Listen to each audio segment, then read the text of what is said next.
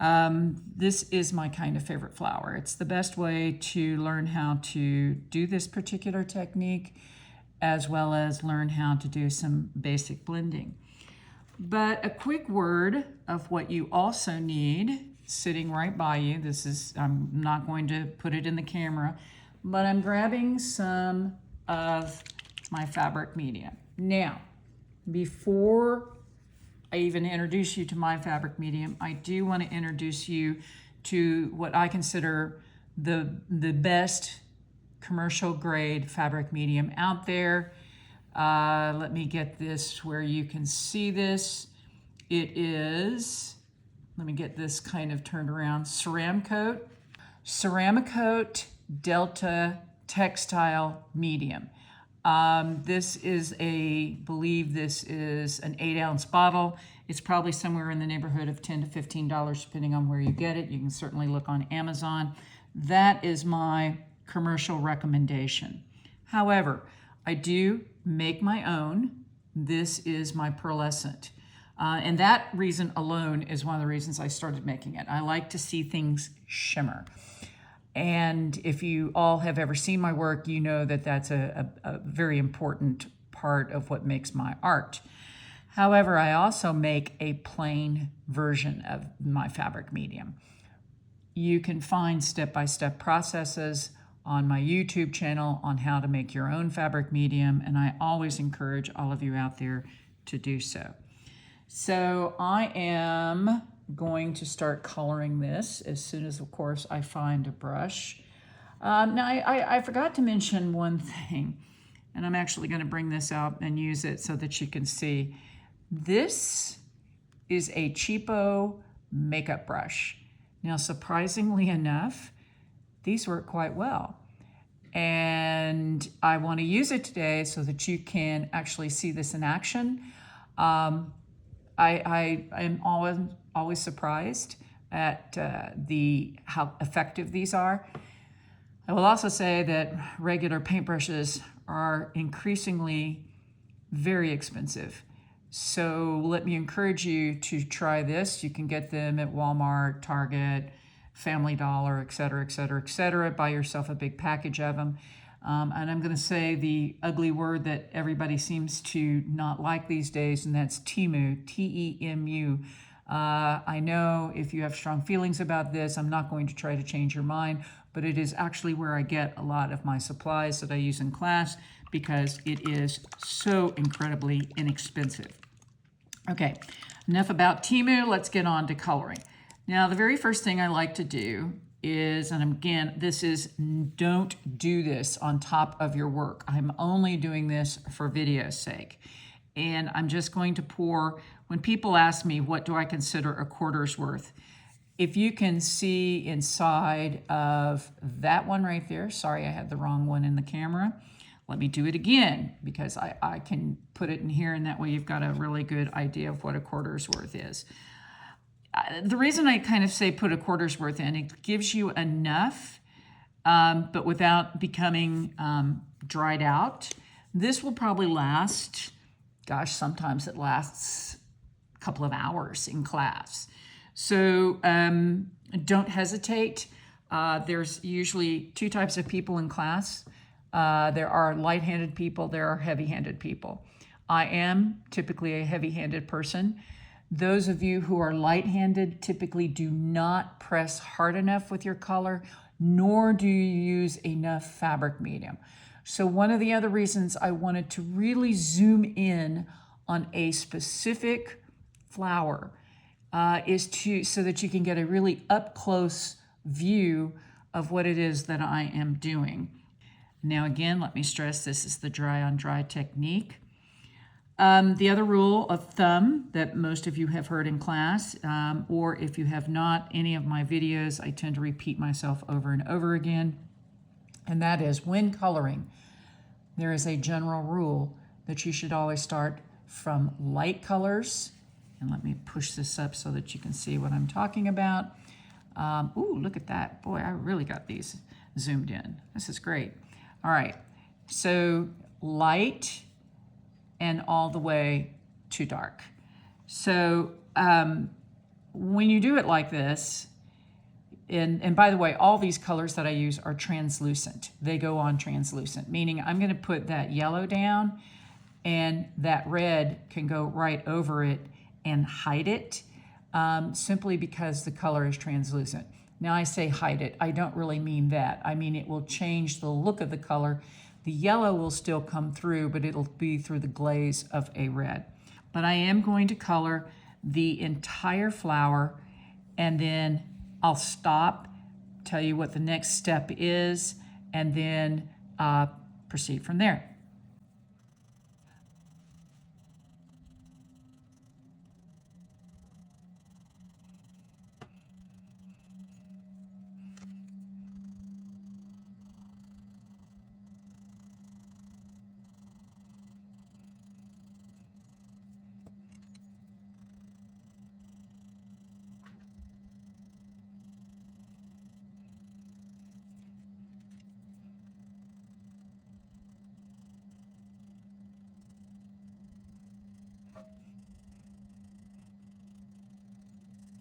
Okay, now you'll see how I did this, and I want to point out a couple of things before I put the fabric medium on. First, notice that I really didn't do complete coverage. It's not necessary, and you'll see why here in a minute. The other thing I want you to notice is that I didn't make these all the same size all the way around. One of the things that I always see beginners do is they make tight little bands around each one of these. Well, that's not really what a flower looks like in real life. Not to mention the fact it's going to look a bit cartoonish if you do that. And what we're striving for here is, yes, we may be using fantastical colors, but we want them to look nice and we want them to look blended. So don't worry that you did not get all of this colored in. Here's the other thing. If you go with a light hand at first, you can always come back in and color over it while it's still wet to add additional color. We'll show that to you as well. Okay, now what I'm going to do is I'm going to take my makeup brush head. By the way, that brush is just stained.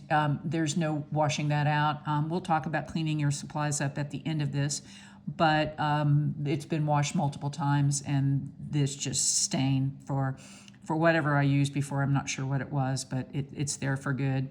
Now, let me push this over because again, I want you to see this. I'm going to get this particular brush wet with about that much fabric medium, okay? Now let me pull this over and out of the way.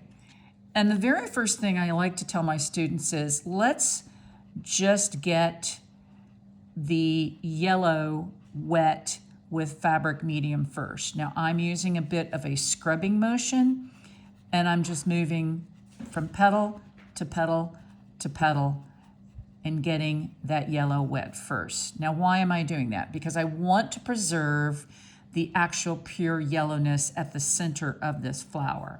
Now, I'm going to dip again. Let's do this once again. Dip my brush, get the fabric medium coated pretty well.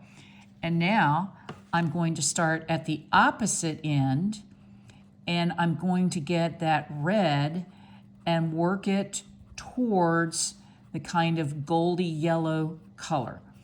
Now this is where you need to be careful. Those of you who are beginners, you're going to have a tendency, and I did this on purpose, see that little bit right there? It was because I started right at the stitch line. Now this is a tendency of every single beginner out there. And that's the way we were taught how to color in a coloring book, frankly, and that's why you do it. But let me show you another way to go about doing this. What you want to do is, again, get your brush wet, and instead of starting right up here at the top, start slightly down right about there and bring that fabric medium towards the center. Once you've kind of gotten the excess towards the center, then and only then work those bristles up to the edge of the stitching, and you can see that gives you a nice blend. Okay, so let me finish these here for you real quick.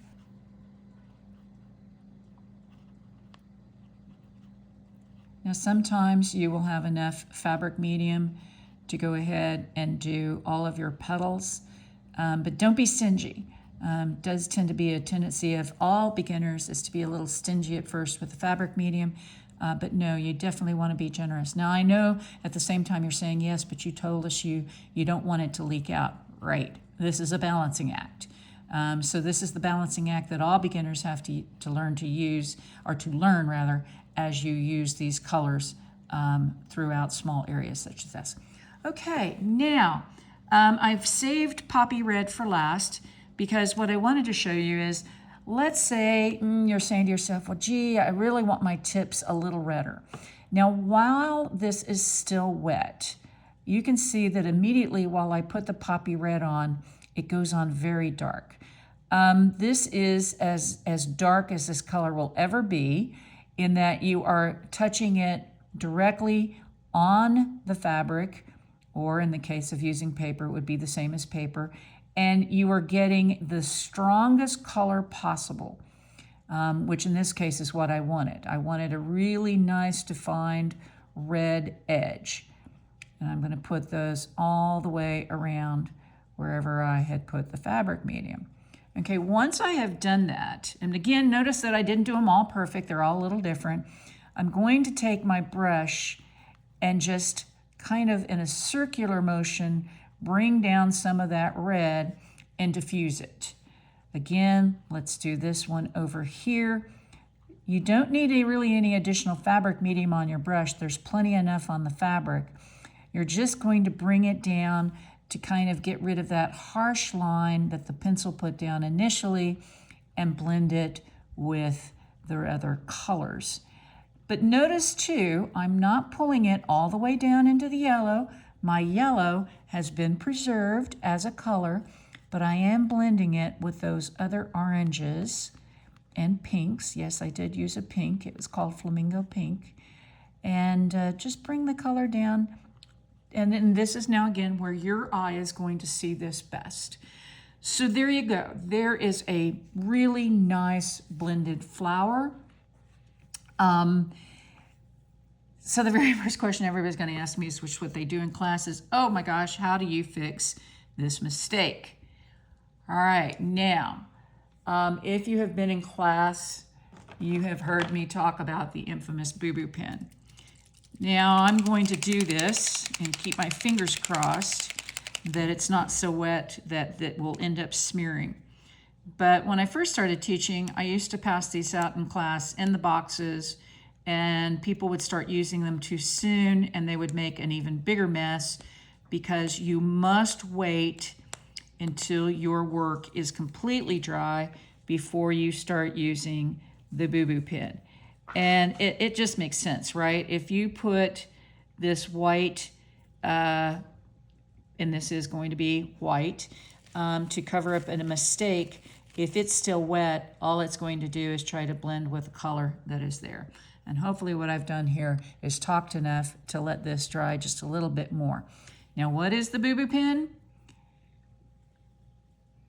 This is one variety. It is simply a correction pen.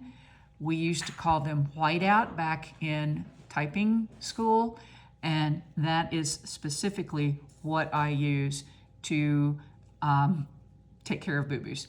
And with that, let me show you. So what you're going to do is you're going to kind of sit slightly away from your boo-boo, press and squeeze, press and squeeze. Now, by staying away from the stitching, notice I was able to cover up the boo-boo without covering up the stitching itself. If I got too close, this will squirt out and it will actually hide the thread. So again, just get kind of like that away.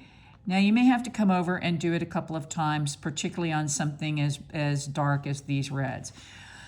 But that's it. That is how you use the BooBoo Pen. Again, let me stress, you will want to do this only after your work has dried.